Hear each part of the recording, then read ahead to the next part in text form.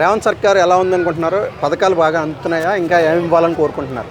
పథకాలు ఇస్తారు, ప్రజలకి మేలు చేస్తారు అని చెప్పే 9 ఏళ్ల బీఆర్ఎస్ ప్రభుత్వాన్ని విడిపించుకొని ఈ ప్రజలు మరి రేవంత్ రెడ్డి గారి సర్కార్ని ఎంచుకున్నారు.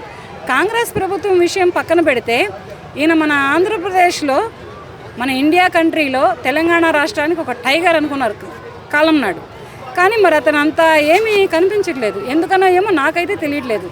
ఇంకోటి ఏంటంటే అతను ముఖ్యమంత్రి అవ్వక ముందులున్నంత టైగరిజం అనేది ముఖ్యమంత్రి అయిన తర్వాత ఏమీ లేదు. ఏంటో మరి సప్పగా పడిపోయారు. ఎందుకు పడిపోయారు ఏంటో తెలియదు ఒకటి.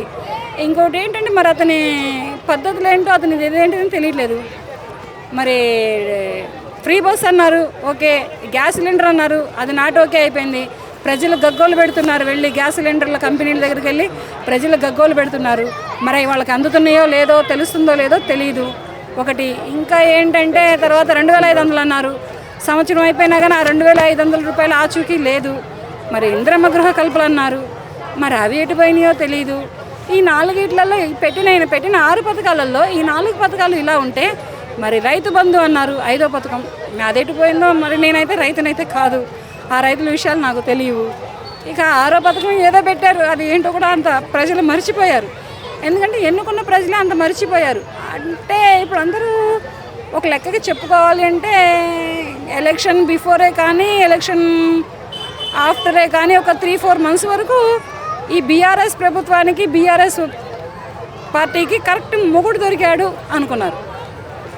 ఇంటి మొగుడైనా, రంగు మొగుడైనా, ప్రియుడైనా, బాయ్ ఫ్రెండ్ అయినా దొరికాడే ఎట్టగొట్ట బాగా వంచుతాడు అనుకున్నారు. వీళ్ళందరినీ వంచుతాడు అనుకున్నారు.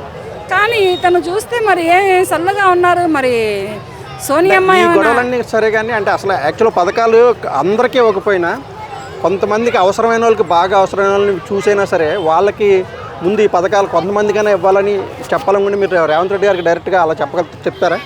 అంటే కొంతమందికైనా ఇవ్వాలి, అది మమ్మల్ని చూసైనా ఇవ్వండి అని చెప్పేసి కొద్ది అవసరమైన వాళ్ళకి ఇమ్మని పెట్టారుగా. ఇంటింటి సర్వే పెట్టారు. మరి ఆ సర్వేలో ఏం తేలుతుందో, ఎంతవరకు తేలుతుందో తెలియదు. బీసీ సర్వే అండి, అది కులగణన, అది దాన్ని కూడా చేస్తారనుకోండి.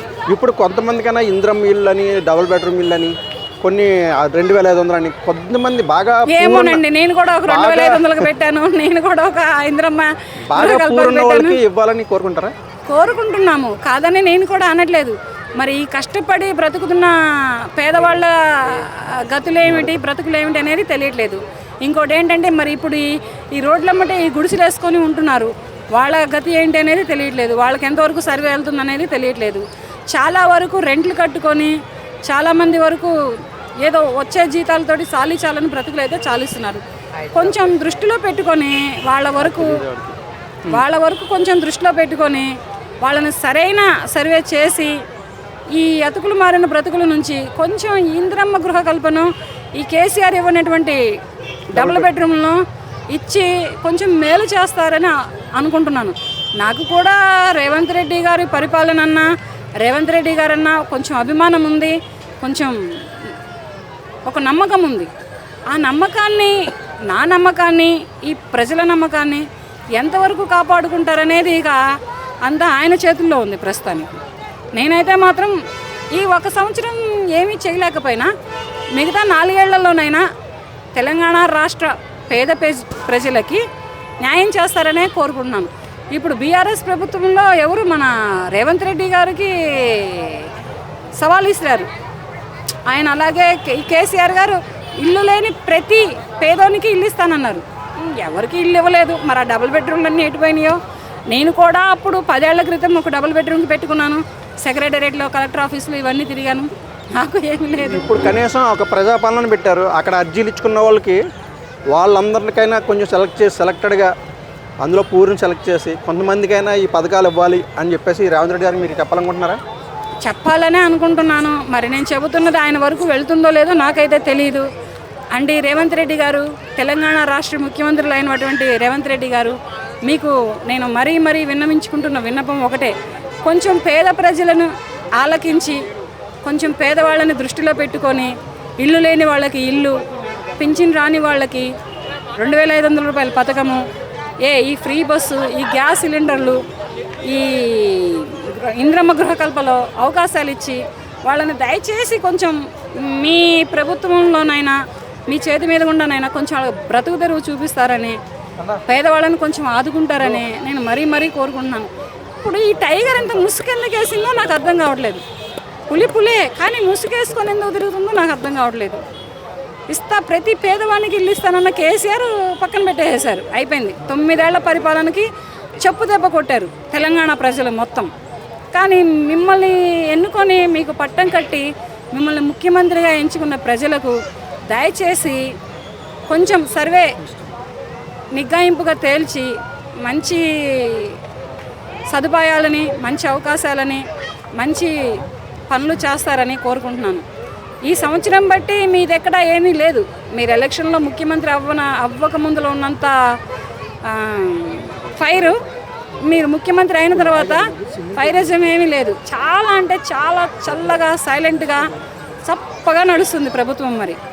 మరి ఇది కాంగ్రెస్ ప్రభుత్వం మహిమ, లేకపోతే రేవంత్ రెడ్డి గారు కాంగ్రెస్ ప్రభుత్వంలోకి వెళ్ళి చల్లబడిపోయారా ఏంటి అనేది కూడా ప్రజలు ఆలోచిస్తున్నారు. ఊర్లలో అయితే దుమ్మెత్తి పోస్తున్నారు. ఈ హైదరాబాద్ రాష్ట్రం వరకు ఏమనుకుంటున్నారో ఏమో నాకైతే తెలియదు, కానీ ప్రజలు ఈ మిగతా జిల్లాలు మిగతా ఊళ్ళలో తెలంగాణ రాష్ట్రంలో మీ మీద అయితే మాత్రం దుమ్మెత్తి పోస్తున్నారు. కొంచెం ఆ ఎత్తిపోతలను మీరు కంట్రోల్ చేసి మీరు చేస్తానన్న పనులు, మీరు ఇస్తానన్న పథకాలు, మీరు ఇచ్చిన ఎలక్షన్ బిఫోర్ మీరు ముఖ్యమంత్రి గారు అవ్వకముందులో ఇచ్చిన హామీలని కొంచెం నెరవేరుస్తూ పేదవాళ్ళకి కొంచెం న్యాయం చేస్తారని కోరుకుంటున్నాను. ఇప్పుడు పేదవాడు ఓటేస్తే మీరు గెలిచారు, కానీ ఉన్నవాడు గొప్పవాడు ఓటేస్తే గెలవలేదండి. వాడు ఎక్కడైనా వేసుకుంటాడు, ఏమైనా చేసుకుంటాడు. ఎందుకంటే వాడికి లైన్లో నిలబడి, క్యూలో నిలబడి, ఎర్రటెండలో నిలబడి మీకు ఓటేసి గెలిపించాల్సిన అవసరం డబ్బు ఉన్నవాడికి లేదు. కానీ పేదవాడికే కావాలి. మీరు కూడా ఒక మిడిల్ క్లాస్లో పుట్టి ఒక కౌన్సిలర్గా ఎదిగి, ఒక ఎమ్మెల్యేగా ఎదిగి, ఒక ఎంపీగా ఎదిగి, ఒక ముఖ్యమంత్రిగా వచ్చినటువంటి ఒక గట్స్ ఉన్న తెలంగాణకి కరెక్ట్ అయిన మొగుడు. కానీ ఇదంతా ఏమైంది? ఈ ప్రజలను ఎందుకని ఇంత నిరాశ్రయులను చేశారు? ఈ ప్రజల నమ్మకాన్ని ఎందుకని ఇంత చల్లార్చారు? రాబోయే కాలంలో కొద్ది మందికైనా మంచి పనులు చేసి వాళ్ళ గుండెల్లో నిలిచిపోయే పనులు చేస్తారనుకుంటున్నారా రేవంత్ రెడ్డి గారు? చేస్తారనే ఆశిద్దాం, అనుకుందాం. ఇక మీదటనైనా ఇటువంటి వీడియోలు మీ దాకా వస్తాయో లేదో నాకైతే తెలియదు, కానీ ఇక మీదటనైనా కొంచెం మా వీడియోలని కొంచెం మీరు నేను మాట్లాడుతున్న మాటలని, నా బాధని ఆలకించి పేదవాళ్ళకి, అందులో నిరుపేద వాళ్ళకి న్యాయం చేస్తారని మరీ కోరుకుంటున్నాను. థ్యాంక్స్.